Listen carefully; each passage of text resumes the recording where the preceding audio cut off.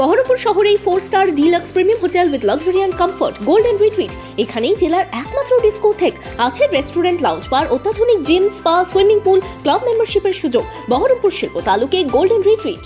অধীরবাবু ভয়ে মেজাজ হারাচ্ছেন। নিজের সিটটা বাঁচাতে তিনি রাজ্যে বিজেপি ও তৃণমূলের হাত শক্ত করছেন। সুতিতে প্রার্থীর সমর্থনে সভা থেকে দাবি আইএসএফ চেয়ারম্যান তথা ভাঙড়ের বিধায়ক নওশাদ সিদ্দিকীর। রবিবার সুতির রঘুনাথপুরে জঙ্গিপুরের আইএসএফ প্রার্থী শাহজাহান বিশ্বাসের সমর্থনে জনসভার আয়োজন করা হয়। এই দিন সভায় প্রার্থী সহ দলীয় নেতৃত্বকে সাথে নিয়ে তৃণমূল ও বিজেপিকে নিশানা করেন নওশাদ সিদ্দিকী। সভা শেষে সাংবাদিকদের মুখোমুখি হয়ে আইএসএফ চেয়ারম্যান দাবি করেন, অধীরবাবু মানুষের প্রতি ভরসা রাখতে পারছেন না। অধীরবাবু একজন সিনিয়র লিডার, তিনি যেভাবে মেজাজ হারাচ্ছেন, আমাদের মতো হালকা বয়সী নেতাদের তিনি পরিচিত দেখাচ্ছেন। অধীরবাবু মেজাজ হারাচ্ছে বলেই তো অধীরবাবুকে এটা করা আরও বেশি হচ্ছে। অধীরবাবু মানুষের প্রতি আর ভরসা রাখতে পারছেন না।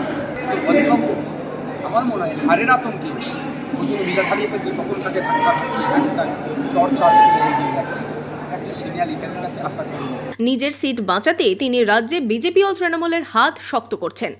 নিজের সিটটাকে বাঁচানোর জন্য যেভাবে পশ্চিমবাংলায় বিজেপি এবং তৃণমূলের হাতকে শক্ত করলো, এটা হচ্ছে আমারও মনে হয় যেটা করছে ভুল করছে, কিন্তু একটা অভিশাপ লাগছে। 7ই মে জঙ্গিপুর লোকসভা কেন্দ্রে ভোট।